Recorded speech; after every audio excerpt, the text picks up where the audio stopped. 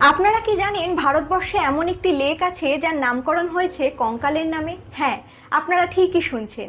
এই লেকের নাম রূপকুণ্ড লেক। কিন্তু কেন এই লেকটিকে কঙ্কাল হ্রদ বা স্কেলেটন লেক বলা হয় জানেন কি? 1942 সালে একজন ব্রিটিশ ফরেস্ট অফিসার উত্তরাখণ্ডের চামোলি জেলার একটি জায়গার ওপর দিয়ে হেঁটে যাচ্ছিলেন। হঠাৎ তিনি একটি হ্রদ দেখতে পান যার চারপাশে কঙ্কাল ছড়িয়ে ছিটিয়ে ছিল। স্থানীয় মানুষদের কাছে সেই ব্যাপারে জানতে চাইলে তারা বলেন, অনেক দিন আগে একজন রাজা এবং একজন রানী তাদের লোকজন নিয়ে ভ্রমণে বেরিয়েছিলেন, কিন্তু তারা এমন কিছু কাজ করে যার ফলে ভগবান নন্দাদেবী ক্ষুব্ধ হন এবং শাস্তি হিসাবে শুরু হয় শিলাবৃষ্টি।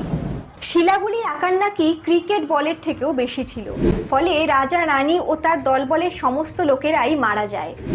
গ্রামবাসীদের মতে তারপর থেকেই এই হ্রদে কঙ্কাল দেখতে পাওয়া যায় ও এই লেকের নাম হয় রূপকুণ্ড স্কেলেটন লেক।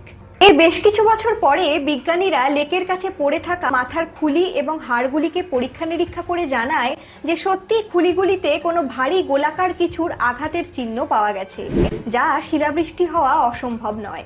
কিন্তু আশ্চর্যের বিষয় হলো, ডিএনএ পরীক্ষা নিরীক্ষা করে বিজ্ঞানীরা জানান যে এই হাড়গুলি যাদের, তারা অনেকে ভারতের দক্ষিণ দিকে বসবাস করত। এমনকি কিছু কিছু মানুষ হয়তো এই দেশে বসবাসই করতেন না, তাদের আদি বাসভূমি ছিল ভূমধ্যসাগরীয় অঞ্চল বা গ্রিসে। বর্তমানে রূপকুণ্ড একটি জনপ্রিয় এবং অতি পরিচিত ট্যুরিস্ট স্পট, কিন্তু এর নামের পেছনে যে অজানা রহস্য লুকিয়ে আছে তা কি কখনো অস্বীকার করা সম্ভব?